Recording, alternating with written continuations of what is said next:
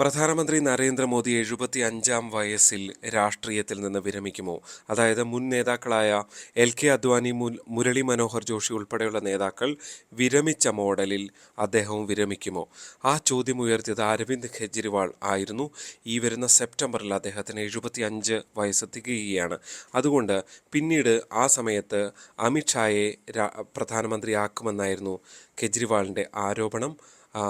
ഈ 75-ാം വയസ്സിന് ശേഷം പല രാഷ്ട്രീയ മാറ്റങ്ങളും ഉണ്ടാകും. പ്രത്യേകിച്ച് പ്രധാനമന്ത്രി മാറിയാൽ യോഗി ആദിത്യനാഥിനെ ഉത്തർപ്രദേശ് മുഖ്യമന്ത്രി സ്ഥാനത്ത് നിന്ന് നീക്കുമെന്നും കെജ്രിവാൾ ആരോപിച്ചിരുന്നു. പക്ഷേ ഈ ആരോപണങ്ങൾ പൂർണ്ണമായും തള്ളുകയാണ് കേന്ദ്ര ആഭ്യന്തരമന്ത്രി കൂടിയായ അമിത്ഷാ.